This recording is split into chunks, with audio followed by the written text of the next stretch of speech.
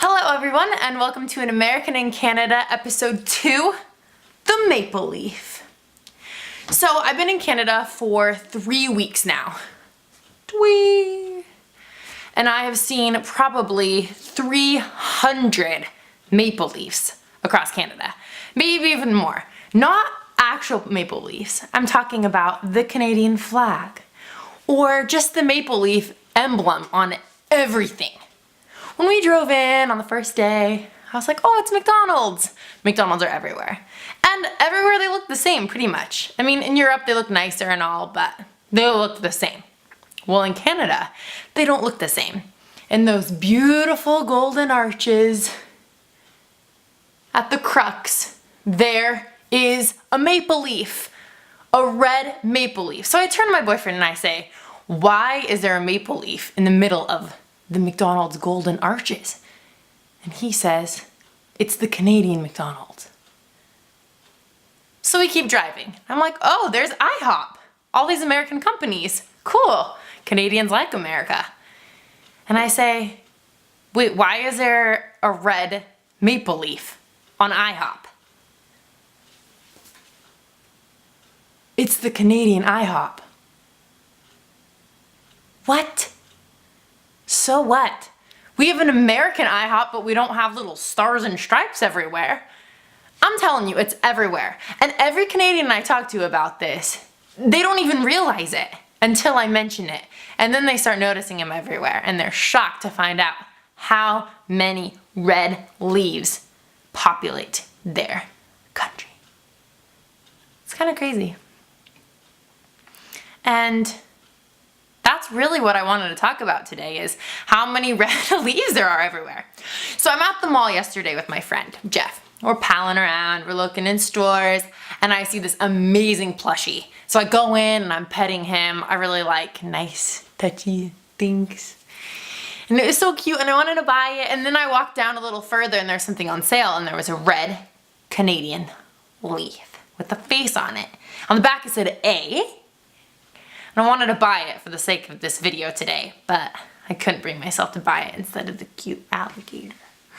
Anyway, so I decided to share what you've probably all been waiting for from the last episode, and that is that of a man in a wheelchair. So it wasn't a normal wheelchair, it was a motorized wheelchair. And I live right next to a senior center and a psych ward and a bunch of homes for the elderly. And they're always walking around. They're so friendly and so nice. I love talking to them. So my boyfriend and I were in this intersection close to our home and we see this guy in this motorized wheelchair. And it is his right of way. So he's going across and I thought he was in the crosswalk. But he wasn't. He was cutting across traffic and there was this huge pile of ice in the middle of it. And I was like, okay, is he gonna go to the right of it or is he gonna go to the left of it? What's he gonna do? Because he was going turbo speed. This guy was not slowing down for nothing. So I was curious to see which way he went. He didn't go to the side, right or left. He went over. He acted like the ice was a ramp and he just went right over it. We turned to each other and we're like, a little concerned for the welfare of these people around here, but it was so cool. I was like, they should definitely do a new Olympic race of old men in motorized wheelchairs across huge piles of ice. I think it would definitely compete with the popularity of hockey. Maybe not in Canada though. Anyway, that was crazy, cool, funny, awesome, all of the above. It was great.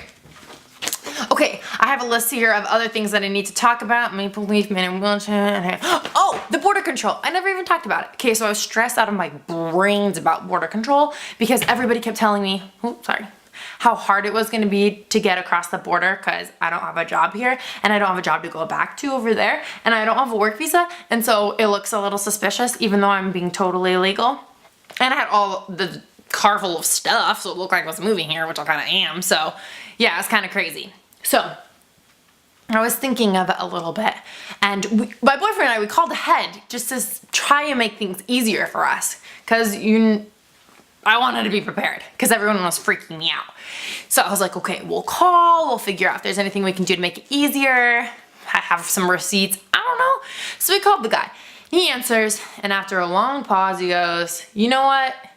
There's nothing you can do. It just depends on what border guard you get that day. And I'm like, hello? Are there no regulations? So what if the dude is having a totally horrible day and he just doesn't let me cross the border because he doesn't feel like it? So that was kind of frustrating. And it made me think about bouncers at clubs and other places, but mostly clubs, because I feel like they kind of pick and choose who they want to be in their club, right? I mean, they definitely don't make the girls wait as long as the guys. So, I don't know, like maybe if I bat my eyelashes a few times, the border guard will let me through because the freaking bouncer might not let me through. But anyway, I'll tell you how ours went. So we go across the border, and Morgan, he claims that the Vitamix is his, even though it's mine. Thou shalt not lie. I'm telling you guys, keep the commandments because it caused the most trouble for us. They thought he was part of the riffraff because he only thought the Vitamix cost $100. So the guy's like, you're out of your mind if you think the Vitamix only costs $100. Oh, I was like, I should have just said it was mine because it is mine. Anyway, Canada's pretty cool. There's still huge piles of ice everywhere. That's kind of dirty. The snow turned to ice and now it has dirt in it because it's been there for a few weeks now. So this weekend we're going up for Morgan's niece's baptism, which will be awesome, and I'm gonna stay for the week. So there might not be an episode next week. I think I'll bring a tripod, but we'll see. But I'm gonna spend some time with the folks and his sibling and his wife and kids. And that should be interesting because I won't be able to see my boyfriend for a whole week. So yeah. Also, today is our 5-month anniversary of dating, of being official. 6-month anniversary of us dating. And let me show you.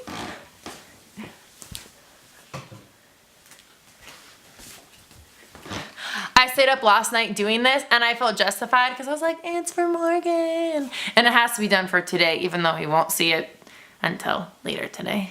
And we're going to the temple, so. Anyways, but look.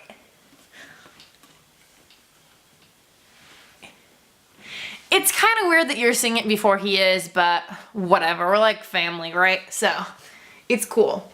Anyways, I was thinking of doing an episode with Morgan so you could hear a little bit about our story and how we met.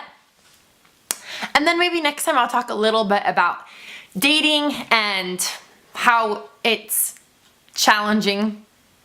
And maybe about how relationships really are challenging too. I feel like as a single person, I just imagined that, oh, when I get a boyfriend, I won't have this problem. But what I've learned is that it kind of exposes all of your problems that you've been hiding since you were a child or you never even knew you had. It's crazy. Like insecurities that you never even knew existed. Like, wow, bam, I guess I feel that way about that. Oh, awkward.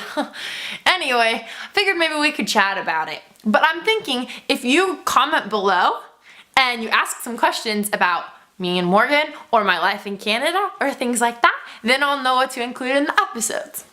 So thanks for joining today and hope to see you in next episode, episode 3. Mwah!